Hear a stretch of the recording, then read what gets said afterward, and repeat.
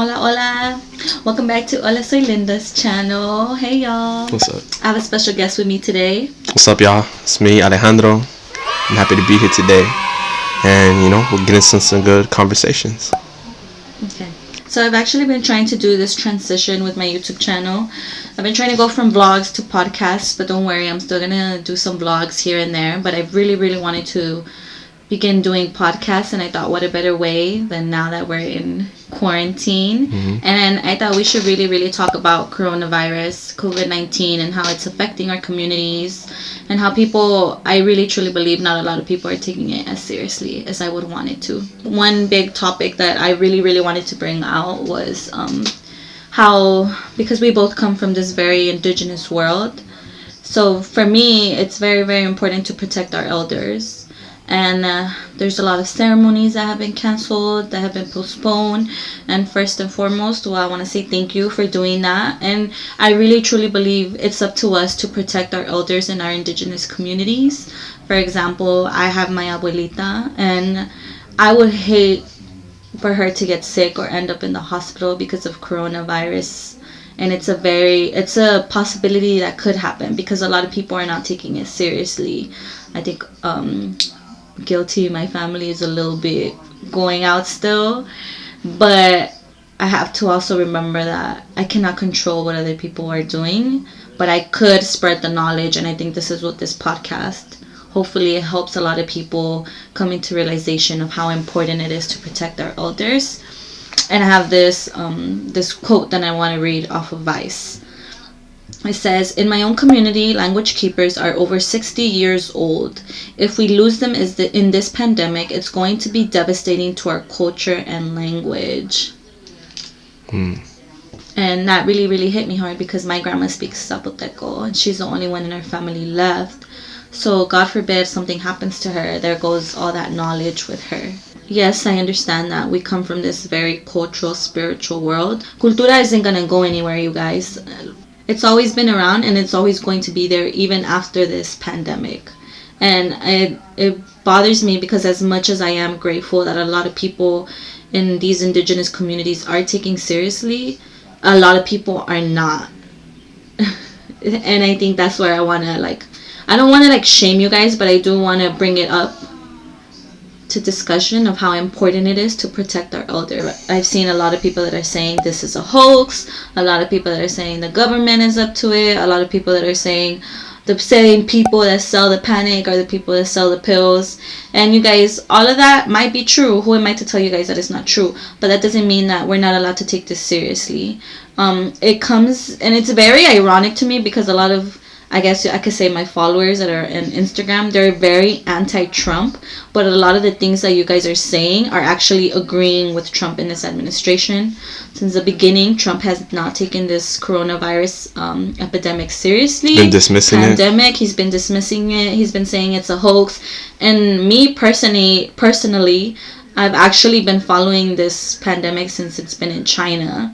And I'm not gonna lie, my anxiety has actually been building up because I saw how this administration was just saying it's the flu, we're gonna be fine. The Democrats are just saying it's another impeachment scandal, don't believe everything you say. And it's just weird because a lot of my followers I see are posting the same exact thing, it's not true, it's just like the flu, why should I self-isolate? And it doesn't just affect elderly people, it affects everybody. And I saw a statistic somewhere that says that the people that are in the hospital are young people.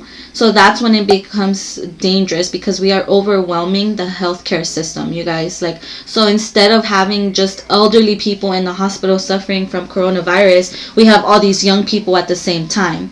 And then it starts to become a life and death matter because these healthcare professionals have to decide who gets to live and who gets to die because they're so overwhelmed at work. And that's the position that we're putting our elders at when we're not self-isolating, when we're not being responsible, and when we're not doing our part in order to help our communities. And also I've seen the comparison of how so South Korea and the US actually had they had, how do you say it, or they found their cases, I don't know, the first person that was documented to have coronavirus popped up the same day that we had it. So we had the same date basically, the first number, the first person, or as they call it, patient number 0, patient number 1, whatever it may be. However, we took two different approaches, right? We took the approach that was a lot more dismissive, a lot more like, oh, it's gonna go away. However, South Korea got to working, and they said, wow, this could be something that could blow up. They took further steps, and they tried getting ahead of the game instead of basically trying to catch up to it like how we're doing now. That's embarrassing. That's embarrassing as a country, right? As a country, as a people, as the country that's the number one in the world, right? That the most richest country, the most developed country in the world, that we have these problems such as this is what's happening, and I think it's gonna take a lot more to basically revert this and go back and help make sure that these numbers decrease. But we haven't even hit the peak yet, and this is just the beginning. Like, I believe it's not even the beginning yet. I personally think it's just a couple steps before the beginning. So we haven't even started, and we're about to see the United States change drastically, right? Or our lives change even more drastically than it already is. When Obama was president and he was going through the Ebola scandal, he actually had a organization, you could say administration, specifically designed to fight pandemics. So when Donald Trump came in, he actually fired all of them. So that's like, I haven't even been feeling like sadness or maybe I'm a little scared, but I think most of the time what I feel is just anger, because supposedly, like, we are the number one country in the world, right? Donald Trump has been saying his whole logo is Make America Great Again, but he took these steps in order to have this country fail during a pandemic. And that's what pisses me off the most, because let's say he didn't fire all these people, we could have been in a total different situation. Or if he even took this seriously from the start, since because it's been on the news forever. It's not like it just popped out of nowhere. If he would have been a real leader, like he says, I think he would have taken it seriously. Instead of saying it's just the flu, I think it's gonna magically disappear. It's gonna magically disappear like that. Like that. I just don't understand where his train of thought is going, or his administration. Also, like, how it's affecting the economy, how it's affecting raza. My tios work in the restaurant business. There's no work. Everybody in my family is mainly out of work, and it's having an economic, financial burden on communities, on all of us, of people of color, especially low-income communities, because in low-income communities we tend to live paycheck by paycheck. We don't have that luxury of like, oh, like, we have all this money saved up, and I wish we did, but we don't. And just like, I think Linda brought up something where who is affected the most in this in this epidemic. It is people of color. It is low income communities. It is indigenous people. People right here in this community that are gonna be hit the hardest, right? I know we're seeing a lot of media in terms of famous people that have it, right? Oh, this famous person got it. This famous person got it. Those famous people, they got it. They got coronavirus, but they also got it. Like, they got money. They also have the resources. They're gonna be okay. Like, maybe they nevertheless, maybe some of them might not be, but they are in a better place than where we're at right here. Many of us don't have coverage. Many of us don't have access to even get the test, right? Mm-hmm. There is popping up, a couple of like reduced or free, COVID-19 testing, however, and compared to like, people in other communities, that still hasn't been that available. Coming back like historically, right, how we were mentioning is that when the Spanish came, when the English came, when just colonizers came onto this land, the viruses killed us drastically, wiped us out before the sword and the Bible could get to us, right? By the time that these colonizers got to our communities, it was already basically too late. Many of our people were already weakened. The warriors, right? The community's elders were dying. And, basically that's what led to the demise, or to many empires falling, right? Not because the Spanish were superior, but because this chemical warfare got to us first. Mm-hmm. And right now we could possibly see that again, right? As white supremacists are organizing right now. If you've noticed, there's articles put out about it that, hate groups, white supremacist hate groups, they're planning on using, this type of virus as a weapon, right? To kill people of color, to kill communities, similar to how their forefathers did, right? and giving smallpox blankets to the indigenous peoples, and purposely, intentionally, passing this coronavirus to kill our communities. Now I know that sets a quick fear, right? Like, oh, what, they're trying to kill me, but just know that this is the weapon of white supremacy that's working, that hasn't ended, that there's people that still want to weaponize diseases to kill and oppress us, and make sure we don't exist. And also you hit that, like, spirituality. Yes, we do live in this very spiritual world, and yes, we do believe that prayer is important, but like I said, going back to La Conquista, when they came over, our people were practicing spirituality, our people were praying, but it wasn't enough to fight a smallpox off. It wasn't enough to fight diseases off. So that's why it's very, very important to self-isolate, you guys. I see a lot of people still trying to do ceremony or still going to ceremonies. You guys are traveling to other parts of the world, and the thing with coronavirus is that, I hope I said this right, it's asymptomatic. Which means that you could be carrying it and you don't know that you're carrying it, which means that if you travel to all these different states and you're asymptomatic, you just infected all these people with coronavirus, and they won't be asymptomatic. Not everybody's asymptomatic, so just because you're not feeling anything, that doesn't mean that goes for other people. Regarding tests, honestly, like I said, I've been feeling a lot of anger because obviously in America, money talks, right? I have a friend that she's been exposed to coronavirus. She couldn't get a test, and she's not the only one that I've seen on social media that live in South Central LA that they cannot get their hands on these tests. Harvey Weinstein got a test. Yeah, like, how is he getting tested first before people in our communities, you guys? Like, who really, like, you get me? Like, a lot of people haven't been taking this self-isolation seriously. If you are going hiking and you're meeting up with friends, that's not self-isolating, because you don't know if your friends are self-isolating. If you're bringing friends over if you're going to other people's houses, or if you're bringing people into your home, that's not self-isolating, you guys. You don't know if they could be infected. You don't know if they could have just caught the infection somewhere. We need to be very, very careful in order to help everyone. So we live in Los Angeles County, in Los Angeles, South Central LA, right? Reporting from the County of Los Angeles Public Health, website, LA County now has 1,216 cases of coronavirus and 21 deaths. 21 deaths, right? And this is just the beginning. This was reported as of today, at the afternoon, noon, and these numbers are going to keep increasing. And I think this is LA County right now. We're seeing New York being the epicenter of coronavirus. If we don't take care of each other, we could possibly become the next New York.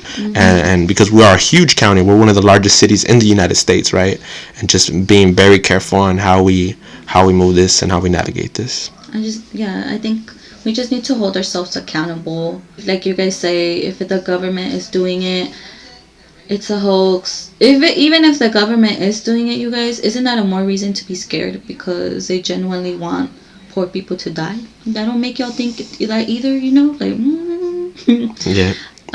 How have you been holding up during this pandemic? For me personally, it's been a crazy ride, right? I have a different perspective. I have a perspective of being like a university student, so I go to UCLA. And when the outbreak happened, right, for those that are students, those are watching, we kind of know this. Classes were canceled, and once classes were canceled, anyone that was living on campus, what happened next was that they canceled, or they basically advised us, right, or we thought it was best, or to leave basically our dorms, because our dorms are basically there are outbreaks waiting to happen. We made the best decisions for ourselves, for our families, right? Because at the end of the day, we were going to come back to our families, and if we were sick, going to get them sick. So I needed to leave. So I packed out and I left. I left my dorm. I left school. I'm in finals currently. I'm still finishing finals. I just wanted to do this interview real quick, support my my partner. But like we're going through it. This crazy change in school and work too.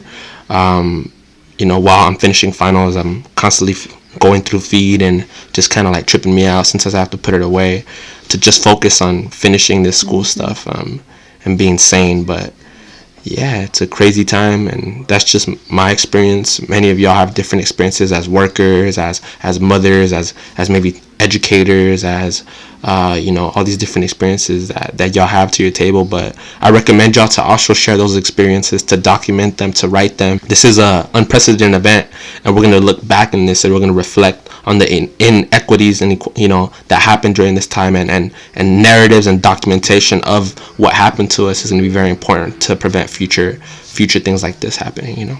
Personally, for me, I feel more better about it. I'm trying to stay as optimistic as possible. For sure, looking at the news every day doesn't help. If not, you're obviously going to go crazy with all the news that you're seeing every day. With that being said, I want to hit the conversation of why it's so important to what we see around children, what we say around children, and what we read around children. I had an incident yesterday where my nephew came up to me and he saw me like reading articles of coronavirus, and he tells me, I don't like China. And I was like, what? He's like, yeah, because that's where coronavirus started. And I was shook, you guys. I was really shook because I didn't teach him that, and I know my family didn't teach him that. So where is he getting this? Where is he getting this from? And that's why it's important for us, because with this administration and with the president that we have, that he keeps calling it the Chinese virus, that shit is dangerous, you guys.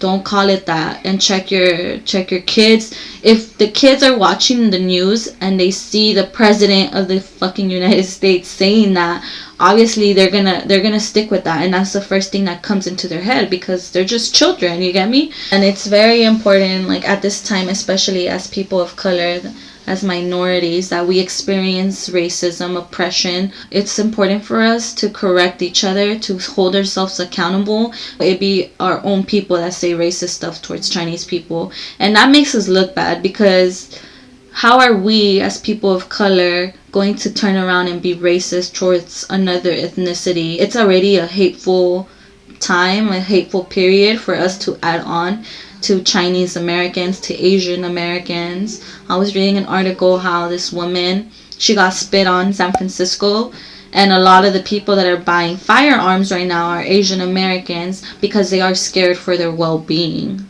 I think something to add to that is that, one way to defeat this virus is not, basically to fight amongst each other, to fight over toilet paper, to fight over, just crazy things. The way to fight this virus is solidarity. And solidarity is not a rarity. It could happen. It could definitely happen, but it's just practicing that. How do you practice solidarity? Solidarity is basically, helping other communities, other people, in their struggle, right? And recognizing that, like one day they'll also help you back, right? And having each other's back and supporting each other, no matter actually whether they have your support one day or not. It's just the humanity of, helping people when you see people are going through it and need that support and are in the struggle, and helping them, not just, there's different ways of helping people and practicing solidarity. There's, like physical solidarity, like going out there and helping them. There's verbal solidarity where, you act up when someone's saying something, you speak on it, right? You say, hey, you say, you can't say that here. That's xenophobic, right? That's not nice, or having that conversation with your children. Solidarity could also be, with our nurses and our health professionals, right? How can we be supporting and helping them? What we're doing right now is solidarity. When we stay home, that's solidarity. We're basically taking a stand and an action to help, right, people in this struggle right now, right? Or doing whatever we can. And when we all work together for a collective good, then we can see, something move and something change. And most importantly right now, this statement is about solidarity with Asian Americans, right? I appreciate that, how we need to stand up for our Asian American communities. We need to make sure that we talk to our, not just our children, right, but also, our older parents, or uncles and aunties that are saying a lot of this racist stuff and saying that's not okay.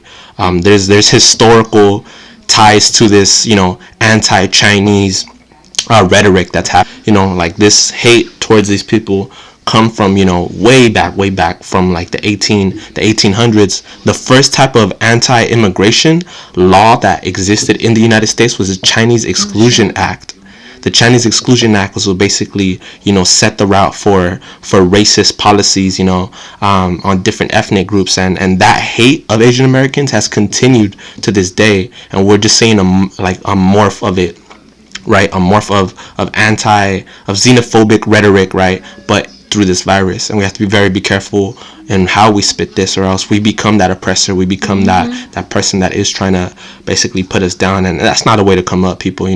We should be helping each other out. All people, black, brown, Asian, white, native, all people, like, coming together right now for this virus. Because at the end of the day, what I was gonna say is that this is a human thing. Yeah. This isn't a black, brown, like, this is, yes, a lot more people are being affected, but at the end of the day, this is a human experience. Human people lives are being lost right now. So we can come together and show true love and solidarity and support for our other fellow human beings, and that's the direction that we should be taking right now, right?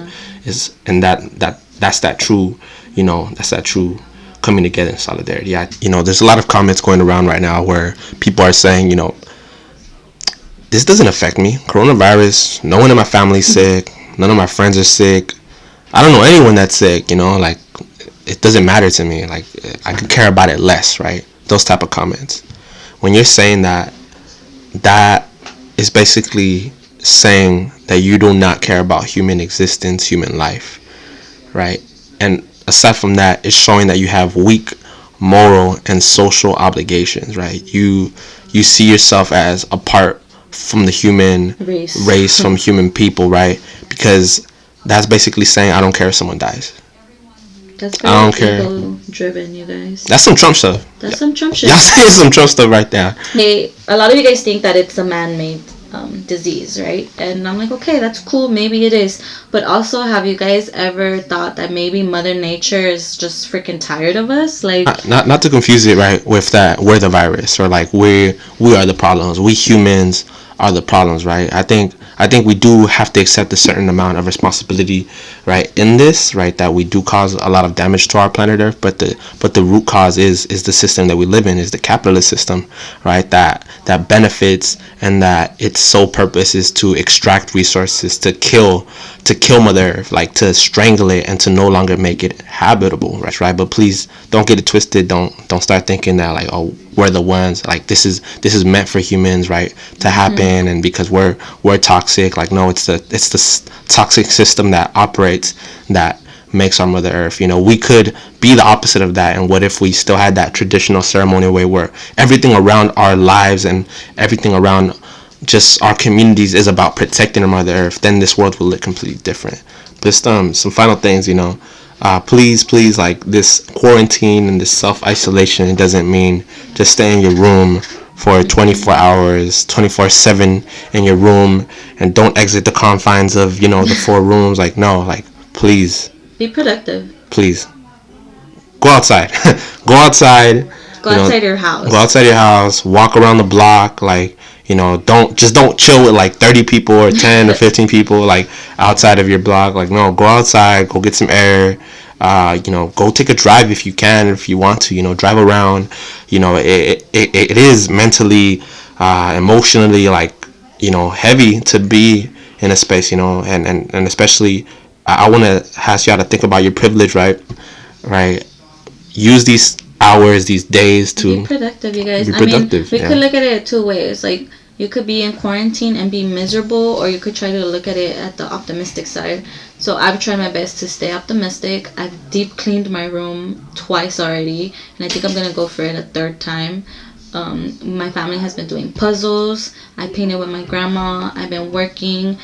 We've been working out, and it's just like, if you're gonna choose to have that mentality of being miserable during quarantine, of course you're going to be miserable, you guys.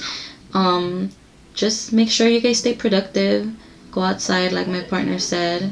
Have these conversations, or just have funny conversations. I want to thank you guys for tuning into this podcast. We're gonna have lots of more coming up, obviously, because we're gonna have lots of time.